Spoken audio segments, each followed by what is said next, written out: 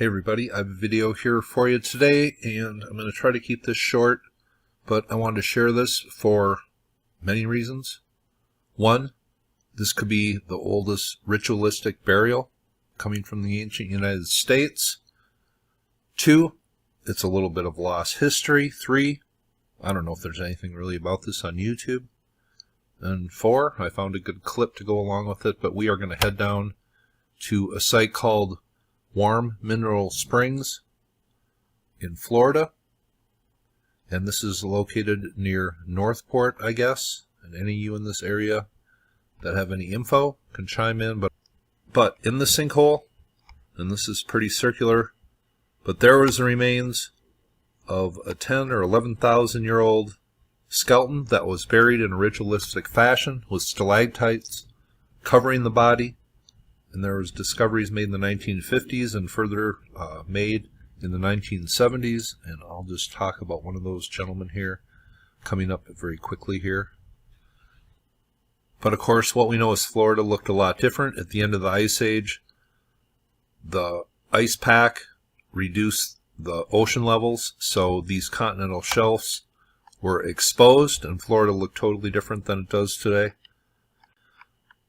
But let's go down to the entranceway of this spa, I guess is what you would say. And seniors down here come to this spot, and this has been associated with the Fountain of Youth. That's the main information you can find on this site, but really the archaeological information is nowhere to be found on YouTube. And if you can find a link, please leave it. I just didn't look very long, but let's just read this sign. But I will leave this link below. This comes from the Archaeological Society down there. It says, more than 10,000 years ago, prehistoric man, saber-toothed cats, giant sloths, mammoths, and mastodons lived in this area of Florida, which eons later became part of Sarasota County. Warm Mineral Springs here and Little Salt Spring, which is approximately 3 miles away, have preserved scientifically accepted evidence of this. It says carbon dating of human and animal skeleton remains, as well as wooden artifacts found in these springs since 1958 by underwater archaeologists and other divers, has determined their antiquity. These explorers and scientific studies have resulted in much recognition being given to these springs.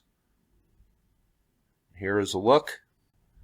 But here is the website, and here is early man about 10,000 years ago, hunting and hanging out by this water hole that collapsed a long time ago. Here is Little Salt Spring, I think about 3 miles away, where skeleton and other remains have been found. Here is Warm Mineral Springs at night. But I will leave this link below. This comes from the Warm Mineral Springs, Little Salt Springs Archaeological Society. But I think if other dyes were made in some of these areas, other artifacts would be found. Caves were really special places a long, long time ago. And before the sea level rose, this is what it looked like down here in Florida. Totally different time, totally different era from what it is today. Now here is a diagram of what it looks like. And this was an ancient watering hole, and then it collapsed. And many dyes were done here, and the initial discovery of human remains was done in the 1950s by a gentleman named William Royal. I think that's what his name was, but let me just read a little bit here. During the Paleo-Indian period, approximately 12,000 to 9,500 years ago, the Florida Peninsula was very different from today. The sea level was much lower and the coastline much farther out. The climate in Florida during the Paleo-Indian period was cool and arid, like an African savanna. Many of the lakes, springs, wetlands, and rivers in Sarasota County did not exist. Water was in short supply. This different kind of geography and climate meant a different array of animals and plants. Giants such as mammoths and giant sloths roamed the grass prairies. Water holes such as Warm Mineral Springs became vital to animals for drinking water in this dry environment. Humans also relied heavily on these few watering holes, not only for drinking, but also for campsites where animals could be ambushed, butchered, and eaten. Evidence of these campsites is found today at the bottom of rivers such as the Ocala River in North Florida, and sinkholes such as Warm Mineral Springs and Little Salt Springs in Sarasota County. And this is the diagram, what was found here. And this is the guy I kind of want to talk about today. His name is Sonny Cockrell, and he is no longer with us, but this was written by a gentleman that knew him and dove with him. It says, archaeologist Wilburn Sonny Cockerel wouldn't know about that, but he can vouch for the spring's powers of preservation.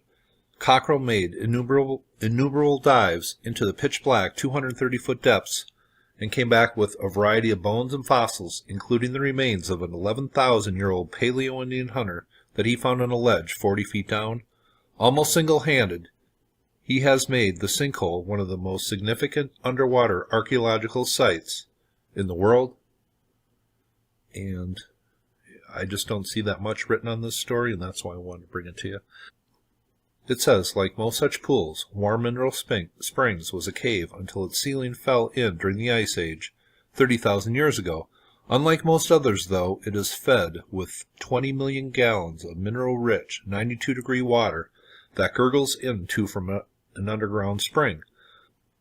It says, below a depth of 20 feet, an absence of oxygen and the presence of the minerals create a nearly perfect environment for preserving organic materials. And one of the bones, or one of the skulls that was found in here, actually still had brain matter left that was identified by forensic pathologists. They said, well, it's clearly brain matter, and it was about 10,000 years old. I found that pretty remarkable. But this is a natural spring that seems to preserve things because of a lack of oxygen, much like the bottom of the Black Sea does. And here are the pictures of the dives that took place, I believe, in the 70s. At Warm Mineral Springs, and people down here kind of poo-pooed this find. People that I suppose bring you the standard model of history kind of laughed at this, but here are some pics of them diving here. It says, William Sonny Cockrell has described Warm Mineral Springs as a burial ground for the prehistoric residential community at nearby Little Salt Spring. In a 1988 interview, Cockrell stated that the remains of more than 20 Paleo-Indians have been found in the sinkhole, including some radiocarbon dated to 12,000 years ago. The archaeologists also found bones of several Pleistocene animals, including a giant ground sloth, a saber-toothed cat, a horse, and a camelid. Cockrell found an 11,000-year-old skeleton in a fetal position, apparently placed in a crevice with broken stalactites holding it in place. This may be the oldest known intentional burial in North America. There are artifacts down here, megafauna that went extinct, mixed in with humans, buried in ritualistic fashion. I find this fascinating.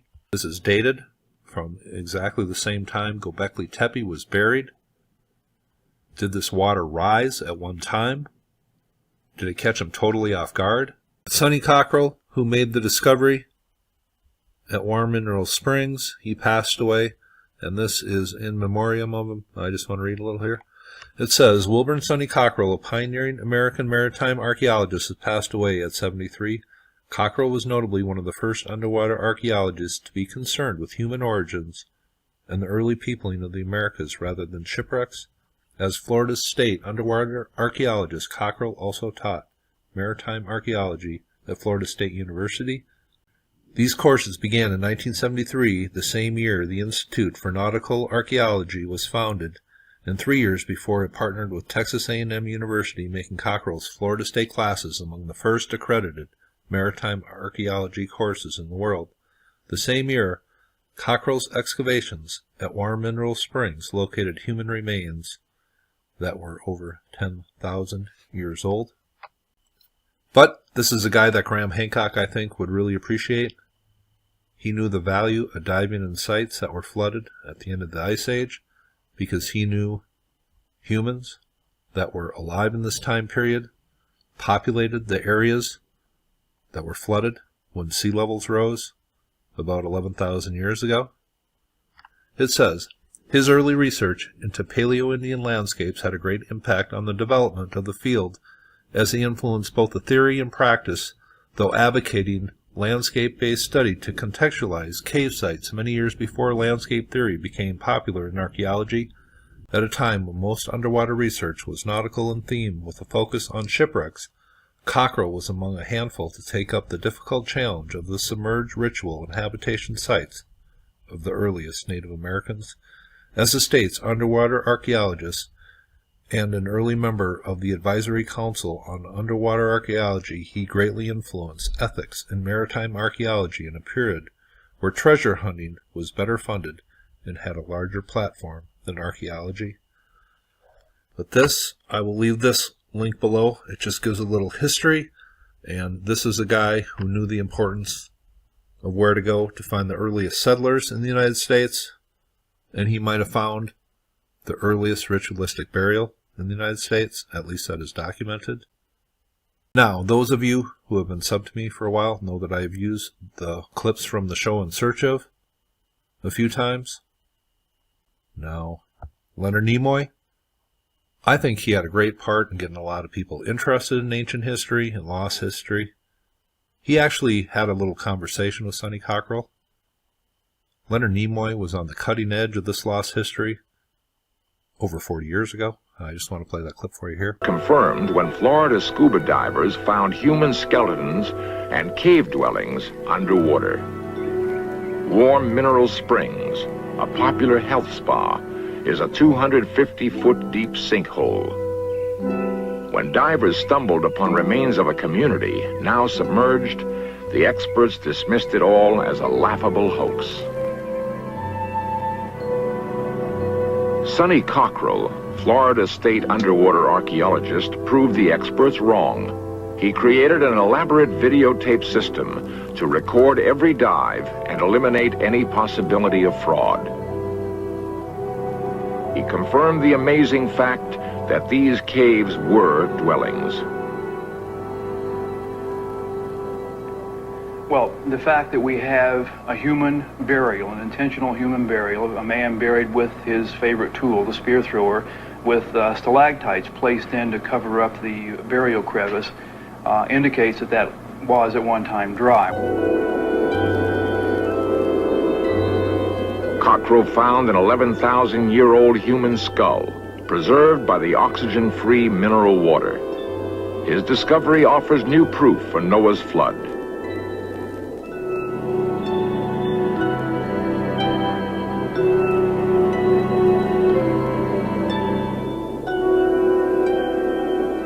Is it possible this Indian was a victim of that flood, or a witness to rising oceans at the end of the Ice Age?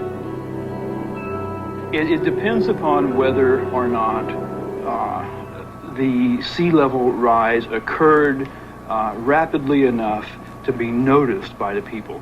There was a period from around 11,000 years ago to 6,000 years ago when the sea level came up from about 100 meters to about 10 meters below present sea level. That was very, very rapid geologically. The question remains, was it rapid in terms of human behavior?